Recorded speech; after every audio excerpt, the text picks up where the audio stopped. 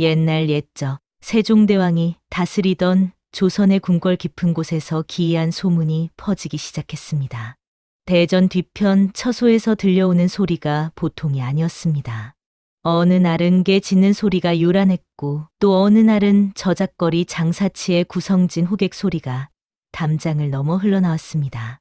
심지어 말굽 소리, 달구는 소리, 빗자루 쓸리는 소리까지 온갖 잡음이 공주의 처소에서 새어나왔습니다.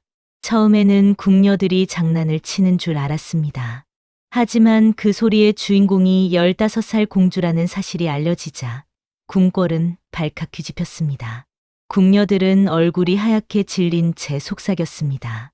공주마마께서 정녕 미치신 것이 아니겠습니까?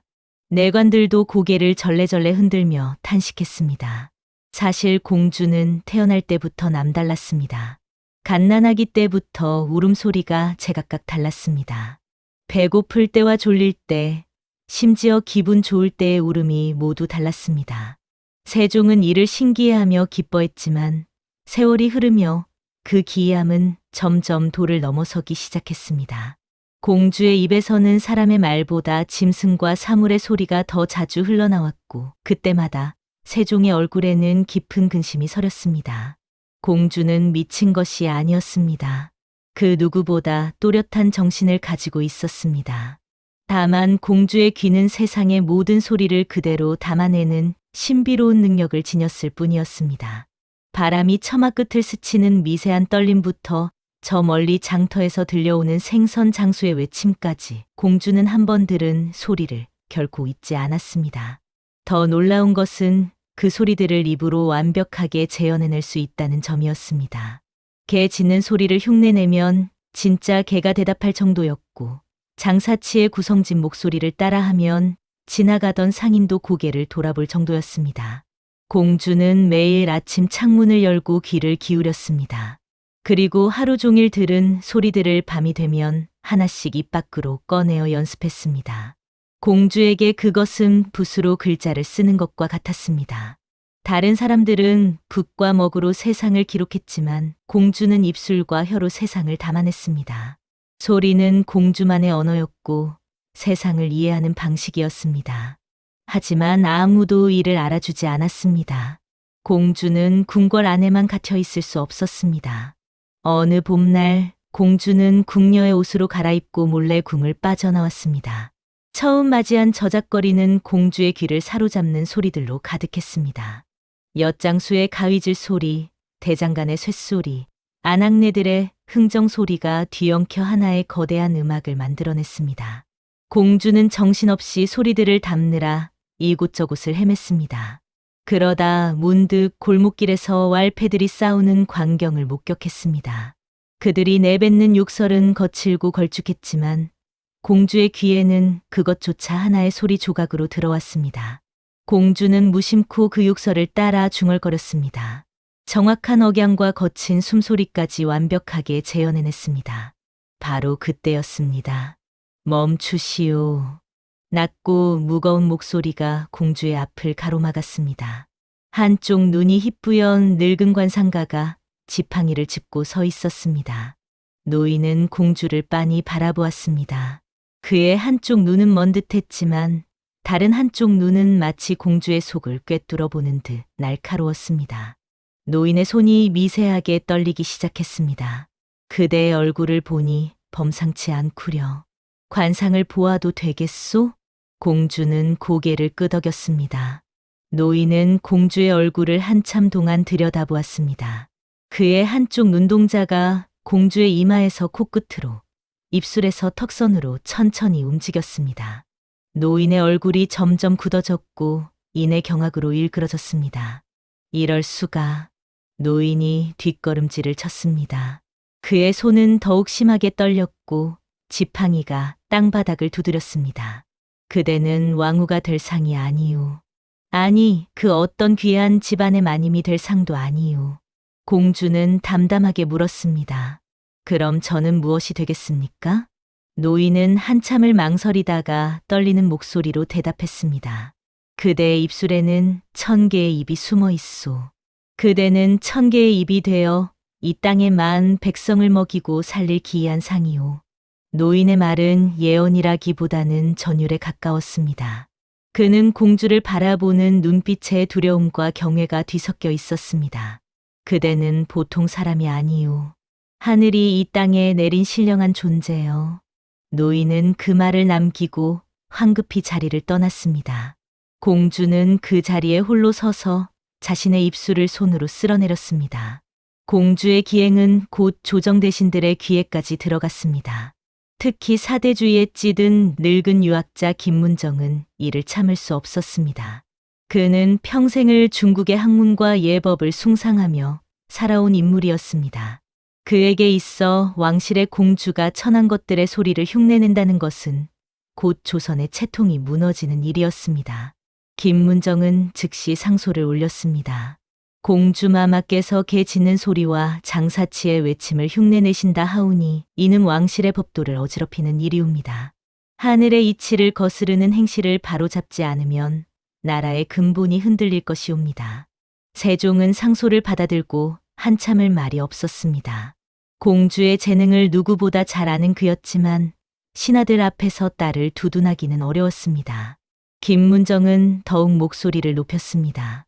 전하, 공주마마의 행실을 바로잡아야 하옵니다. 그것이 왕실을 지키는 길이옵니다. 김문정은 세종 앞에서 무릎을 꿇었습니다. 전하, 소신에게 한 가지 제안이 있사옵니다. 공주마마께서 정령 신령한 재주를 가지셨다면 그것을 만천하에 증명하시도록 하옵소서. 세종의 눈빛이 날카로워졌습니다. 경은 무슨 뜻으로 그런 말을 하는가? 김문정은 고개를 숙인 채 대답했습니다. 만약 공주마마께서 진정 하늘이 내린 재주를 가지셨다면 그 재주로 백성을 이롭게 하실 수 있을 것이옵니다. 하오나 만약 그것이 단순히 짐승을 흉내내는 천한 재주에 불과하다면 마땅히 왕실의 채통을 위해 그만두셔야 하옵니다. 조정 대신들이 웅성거렸습니다. 명분으로 포장했지만 결국 공주를 시험대에 올리겠다는 뜻이었습니다. 세종은 깊은 한숨을 내쉬었습니다. 신하들의 요구를 거부하면 공주를 두둔한다는 비난을 받을 것이고 받아들이면 공주가 창피를 당할 수도 있었습니다. 좋다. 공주에게 기회를 주도록 하라. 세종의 목소리는 낮고 무겁게 가라앉았습니다. 김문정의 입가에 비웃음이 스쳤습니다. 그는 이미 공주를 망신시킬 계략을 머릿속에 그려두고 있었습니다. 사흘 후 근정전 앞마당에 조정 대신들이 모두 모였습니다. 김문정은 미리 준비해둔 인물을 데려왔습니다. 북방 오랑캐 땅에서 온 거친 야인이었습니다. 그의 얼굴은 검게 그을렸고 옷은 짐승 가죽으로 만들어져 있었습니다. 김문정이 세종 앞에 야인을 세우며 말했습니다. 전하, 이 자는 북방 끝 오지에서 온 자로 그 말이 통역관조차 알아듣지 못하는 이상한 소리라 하옵니다. 만약 공주마마께서 진정 모든 소리를 아신다면 이 자의 말을 알아들으실 수 있겠지요. 대신들이 수군거렸습니다. 통역도 못 알아듣는 말을 어찌 공주가 알아듣겠느냐는 비웃음이 섞여 있었습니다. 공주는 담담한 얼굴로 야인 앞에 섰습니다. 야인은 공주를 보자 움찔하며 한 발짝 물러섰습니다. 김문정이 야인에게 소리쳤습니다. 내 고향과 내가 온 이유를 말해보아라. 야인은 입을 열었습니다. 그의 입에서 나온 소리는 말이라기보다는 신음에 가까웠습니다. 거친 숨소리와 뒤엉킨 음절들이 공기를 갈랐습니다. 통역관이 황급히 앞으로 나섰지만 고개를 저었습니다. 소신도 이 말은 알아들을 수 없사옵니다. 대신들의 비웃음이 커졌습니다. 공주는 조용히 야인의 눈을 바라보았습니다. 공주는 야인의 입술 움직임을 천천히 따라갔습니다. 그것은 단순히 소리를 듣는 것이 아니었습니다. 공주는 야인의 목소리에 담긴 떨림, 숨소리의 흐름, 심지어 말 사이사이에 끼어든 침 삼키는 소리까지 모두 들었습니다. 공주의 귀에 그 소리는 말이 아니라 감정 그 자체로 들어왔습니다. 배고픔에 우는 짐승의 울음과 같았고 추위에 떠는 갓난아기의 울부짖음과 같았습니다. 공주는 천천히 눈을 감았습니다. 그리고 야인이 냈던 그 소리를 그대로 입 밖으로 내보냈습니다. 거친 숨소리, 떨리는 음절, 목 깊은 곳에서 올라오는 신음까지 완벽하게 재현했습니다. 순간 야인의 눈이 커졌습니다. 그는 공주를 멍하니 바라보았습니다. 그의 눈에 눈물이 고이기 시작했습니다. 공주가 낸 소리는 그의 말을 그대로 따라한 것이 아니었습니다. 그것은 야인의 마음속 깊은 곳에 숨겨진 슬픔과 그리움을 그대로 꺼내어 소리로 만든 것이었습니다. 야인은 그 자리에서 무릎을 꿇었습니다. 그리고 공주를 향해 깊이 절을 올렸습니다. 말이 통하지 않아도 공주가 자신의 마음을 읽어냈다는 것을 그는 알았습니다. 근정전 앞마당이 조용해졌습니다. 대신들의 비웃음은 사라졌고 그 자리에는 경외와 두려움이 감돌았습니다. 세종이 조용히 물었습니다.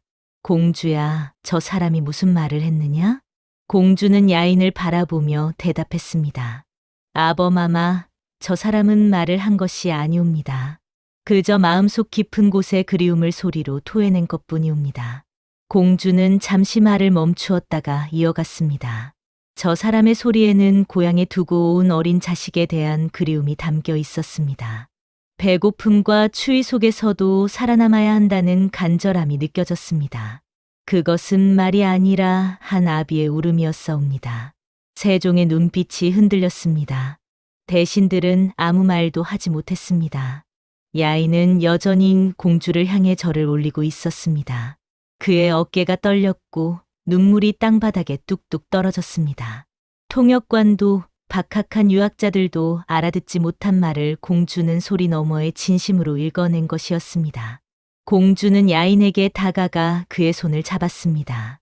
돌아가십시오. 당신의 아이가 기다리고 있습니다. 야인은 고개를 끄덕였습니다. 그는 공주를 향해 마지막으로 한 번 더 깊이 절을 올린 후 천천히 자리를 떠났습니다.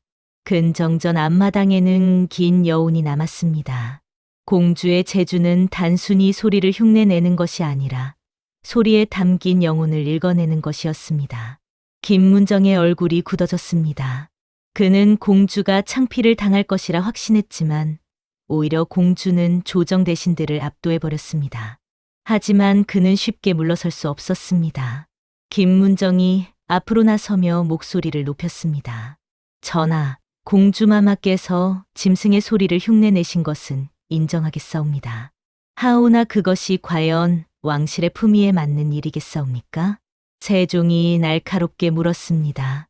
경은 지금 무슨 말을 하고 있는가? 김문정은 한 발짝도 물러서지 않았습니다. 짐승의 소리를 아무리 완벽하게 흉내낸들 그것이 무슨 의미가 있사옵니까? 공주마마께서는 왕실의 귀한 몸이시옵니다. 천한 것들의 소리를 내는 것은 채통에 어긋나는 일이옵니다. 대신들 사이에서 웅성거림이 일었습니다.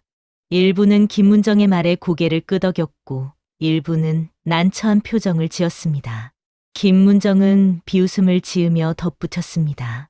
소신이 보기에 공주마마의 재주는 저작거리 광대나 할 법한 재주에 불과하옵니다. 공주의 얼굴에는 아무런 감정도 드러나지 않았습니다. 하지만 그녀의 두 손은 치마폭을 꽉 쥐고 있었습니다. 김문정은 공주를 향해 걸어갔습니다. 그의 얼굴에는 승리를 확신하는 미소가 번졌습니다. 공주마마, 소신에게 한 가지 제안이 있사옵니다. 세종이 눈살을 찌푸렸습니다. 경은 또 무슨 말을 하려는가? 김문정은 공주를 똑바로 바라보며 말했습니다.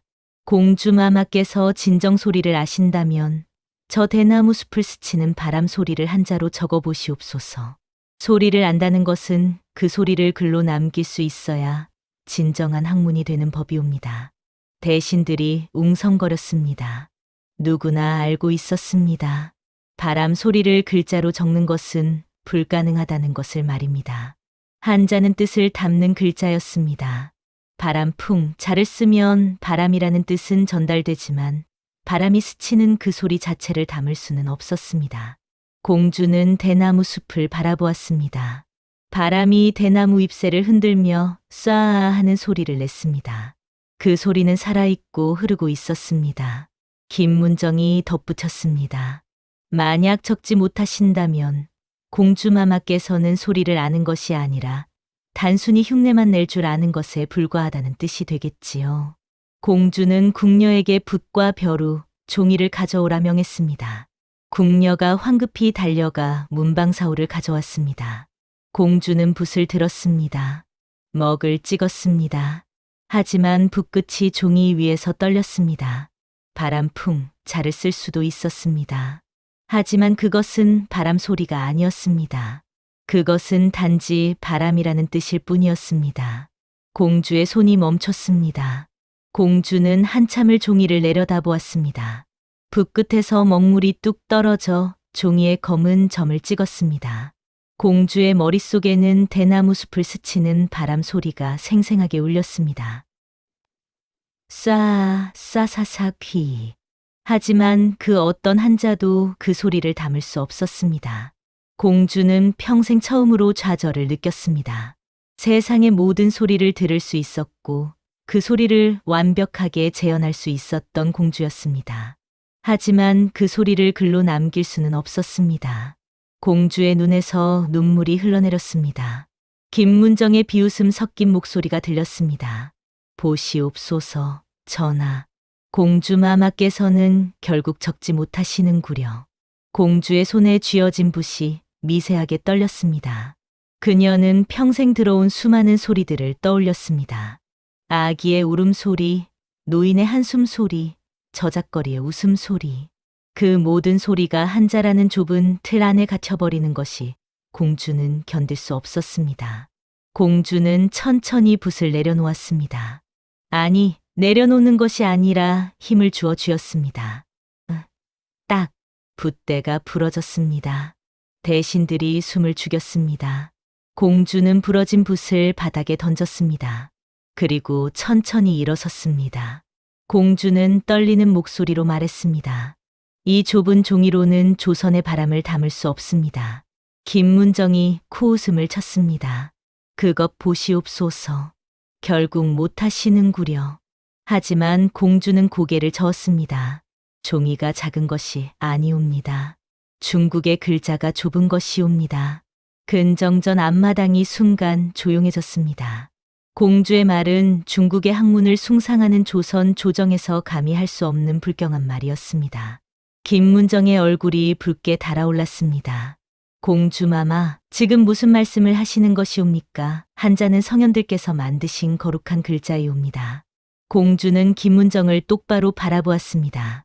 그 거룩한 글자로 우리의 소리를 적을 수 없다면 그것이 무슨 소용이겠습니까? 공주는 종이를 집어 던졌습니다. 흰 종이가 바람에 날려 대나무 숲으로 흩어졌습니다. 소리는 종이 위에 갇혀 있지 않습니다. 소리는 살아 숨쉬는 것입니다. 공주는 근정전 앞마당 한가운데로 걸어 나갔습니다. 그리고 뜰 앞에 거친 흙바닥 앞에 무릎을 꿇었습니다. 대신들이 웅성거렸습니다. 세종은 놀란 눈으로 공주를 바라보았습니다. 공주는 땅바닥에 떨어진 나뭇가지 하나를 주었습니다. 그리고 흙바닥을 향해 천천히 손을 뻗었습니다. 제가 보여드리겠습니다. 조선의 소리를 담을 수 있는 글자를 말입니다. 공주는 나뭇가지로 흙바닥에 첫 번째 획을 그었습니다. 가로로 긴 하나의 선이었습니다. 땅은 평평하옵니다. 공주의 목소리는 낮고 단단했습니다.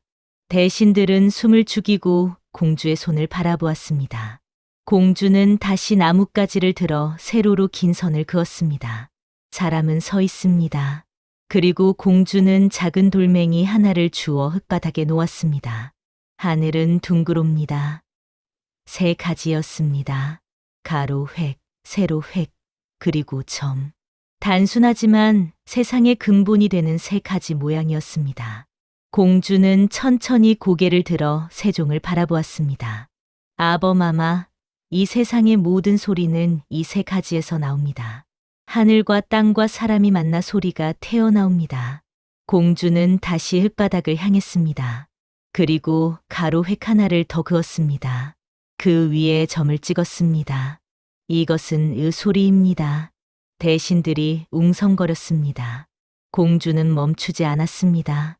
세로 획을 그리고 그 옆에 점을 찍었습니다. 이것은 소리입니다. 공주의 손이 빠르게 움직였습니다. 가로 획, 세로 획, 점이 조합되기 시작했습니다. 그리고 그 조합마다 다른 소리가 태어났습니다. 오, 이. 공주는 대나무 숲을 가리켰습니다. 저 바람 소리를 들어보십시오. 쏴 하고 흐르다가 삭삭 하고 부서집니다. 한자로는 이 흐름을 담을 수 없사옵니다. 하지만 이 글자들은 소리의 흐름을 그대로 담아낼 수 있습니다.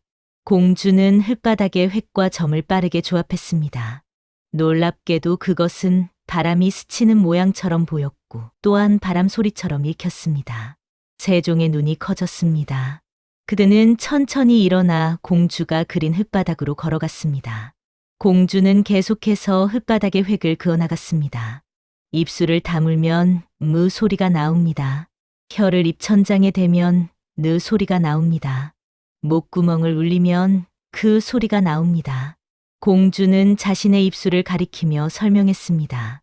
사람의 입에서 나는 모든 소리는 입술과 혀와 목구멍이 만드는 것입니다. 그 모양을 본떠서 글자를 만들면 세상의 모든 소리를 적을 수 있습니다. 공주의 손이 더욱 빠르게 움직였습니다.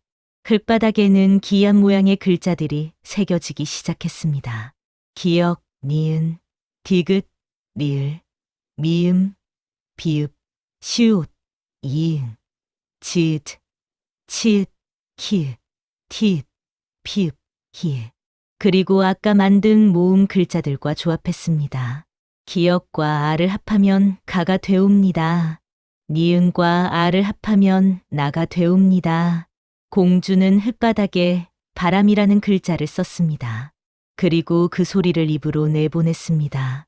바람. 대신들은 숨을 죽였습니다. 공주가 흙바닥에 쓴 그 이상한 글자가 정말로 바람이라고 읽히는 것이었습니다. 공주는 다시 대나무 숲을 가리켰습니다. 수자는 이렇게 적습니다. 공주가 흙바닥에 쓴 글자를 보며 그 소리를 냈습니다. 신기하게도 그것은 정말로 바람이 대나무를 스치는 소리처럼 들렸습니다. 세종은 공주가 만든 글자들을 한참 동안 바라보았습니다. 그의 눈에서 눈물이 흘러내렸습니다. 이것은... 세종은 말을 잇지 못했습니다. 평생을 백성을 위한 글자를 고민해온 그였습니다. 하지만 답을 찾지 못하고 있었습니다. 그런데 그 답이 지금 딸의 손에서 태어나고 있었습니다.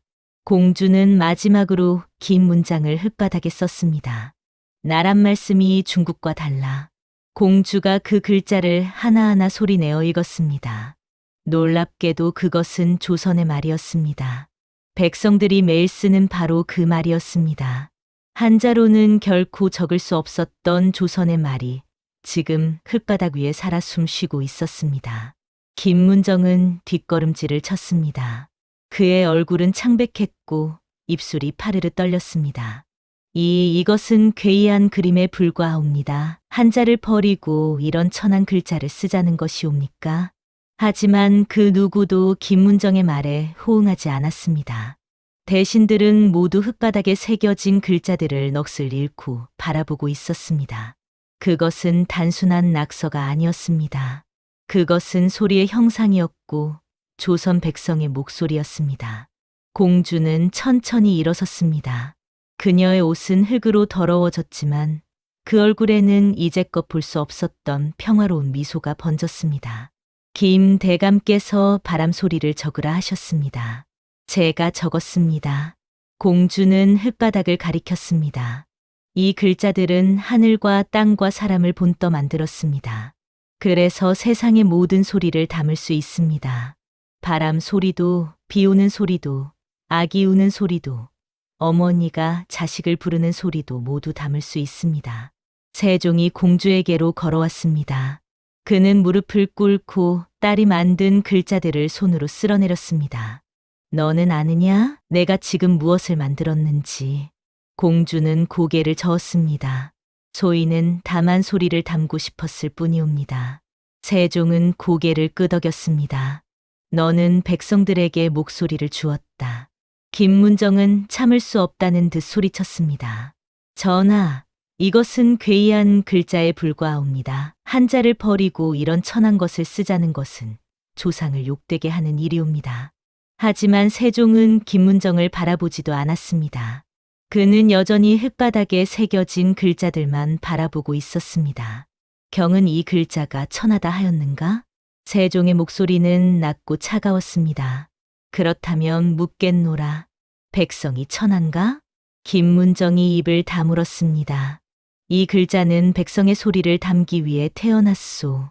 양반도 상놈도 여자도 아이도 모두 쓸 수 있는 글자요. 그것이 어찌 천하단 말이오? 세종의 목소리에는 분노가 섞여 있었습니다. 평생을 온화한 임금으로 살아온 세종이었지만 이 순간만큼은 달랐습니다. 경들은 한자를 숭상하며 백성을 가르치지 못한다 하였소. 글자가 어렵다 하였소.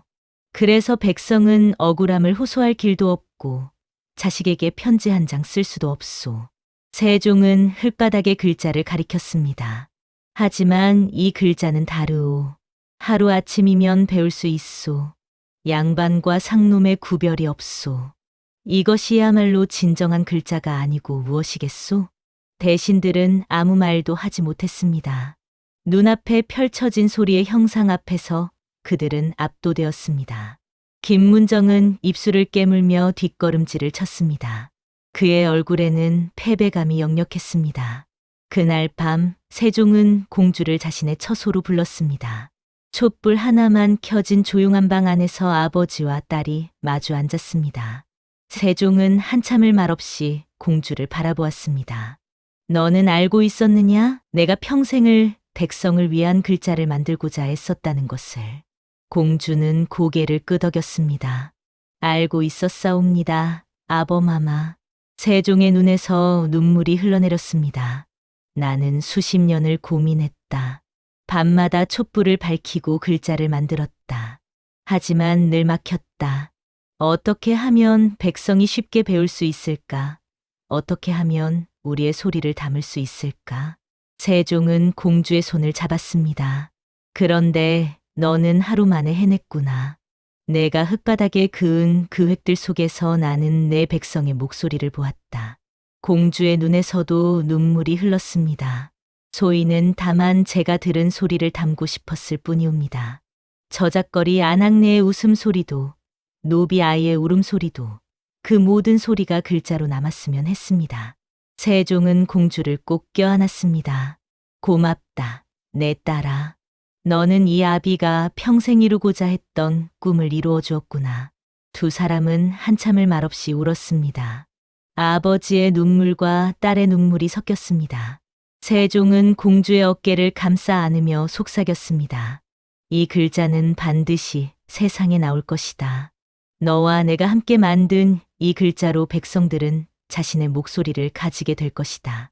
공주는 아버지의 품에 안긴 채 고개를 끄덕였습니다. 촛불이 흔들리며 두 사람의 그림자를 벽에 드리웠습니다. 세월이 흘렀습니다. 훈민정음이 반포되던 날, 근정전 앞마당은 백성들로 가득 찼습니다. 세종은 새로 만든 글자를 선포했고 백성들은 환호했습니다. 하지만 그 자리에 공주의 이름은 없었습니다. 공주는 궁궐 뒤편 처소에서 조용히 그 광경을 바라보았습니다. 세종이 만든 글자라고 역사에 기록될 것이었습니다. 공주의 이름은 어디에도 남지 않을 것이었습니다. 공주는 슬프지 않았습니다. 그녀가 원했던 것은 이름이 아니었습니다. 그저 소리가 글자로 남기를 바랐을 뿐이었습니다. 실록을 쓰는 사관이 세종에게 물었습니다. 전하, 이 글자를 만드실 때 누가 도왔사옵니까? 세종은 잠시 망설이다가 대답했습니다. 가족들의 도움이 있었소. 사관은 그 말을 기록했습니다. 가족들의 도움으로 훈민정음을 만들었다는 단 한 줄이 실록에 남았습니다. 공주는 그 한 줄이면 충분하다고 생각했습니다. 언젠가 누군가는 그 한 줄 속에 숨겨진 진실을 알아챌 것이었습니다. 훈민정음 해례 보내는 하늘과 땅과 사람을 본떠 만들었다는 원리가 적혀 있었습니다. 공주가 흙바닥에 그었던 바로 그 원리였습니다. 공주는 창밖을 바라보며 미소 지었습니다. 이제 백성들은 자신의 목소리를 가지게 되었습니다. 그것이면 충분했습니다. 세월이 더 흘렀습니다. 공주는 이제 백발이 성성한 노인이 되었습니다. 어느 봄날 공주는 궁박행차를 나섰습니다. 길가에서 한 노비 아이가 땅바닥에 나뭇가지로 무언가를 쓰고 있었습니다. 공주는 가마를 멈추고 그 아이를 바라보았습니다. 아이는 서툰 솜씨로 흙바닥에 글자를 그어나가고 있었습니다. 어머니, 밑둘빼뚤한 글씨였지만 분명히 어머니라고 쓰여 있었습니다. 아이는 그 글자를 쓰며 환하게 웃었습니다. 공주의 가슴이 뜨거워졌습니다. 수십 년 전 공주가 근정전 앞마당 흙바닥에 처음 글자를 그었던 그날이 떠올랐습니다. 그때 공주가 그은 낙서 같은 흙들이 이제는 백성의 마음을 적는 글자가 되어 있었습니다. 천한 노비 아이도 자신의 어머니를 글로 부를 수 있게 되었습니다. 양반의 자식이 아니어도 글방에 다니지 못해도 이 아이는 자신의 마음을 글로 남길 수 있었습니다. 공주는 가만히 눈물을 흘렸습니다. 1000개의 입이 되어만 백성을 먹이고 살릴 것이다. 그 옛날 한쪽 눈먼 관상가가 했던 말이 떠올랐습니다. 이제야 그 말의 의미를 알 것 같았습니다. 공주의 입에서 나온 소리들이 글자가 되었고 그 글자가 백성들의 목소리가 되었습니다. 공주는 정말로 1000개, 10,000개의 입이 되어 백성을 살린 것이었습니다. 공주는 아이를 향해 미소 지었습니다. 아이는 공주를 보고 수줍게 웃으며 다시 흙바닥에 글자를 써내려갔습니다. 흙바닥에 핀 글자는 꽃처럼 아름다웠습니다. 옛말에 이런 말이 있습니다. 가장 낮은 곳의 소리까지 귀 기울인 마음이 가장 위대한 것을 만들어낸다고 말입니다. 공주는 짐승의 소리까지 들었습니다. 천한 것들의 소리까지 품었습니다. 그래서 공주가 만든 글자는 양반과 상놈을 가리지 않고 모두를 품을 수 있었습니다. 다음 영상을 빠르게 만나보시려면 좋아요와 구독을 눌러주세요.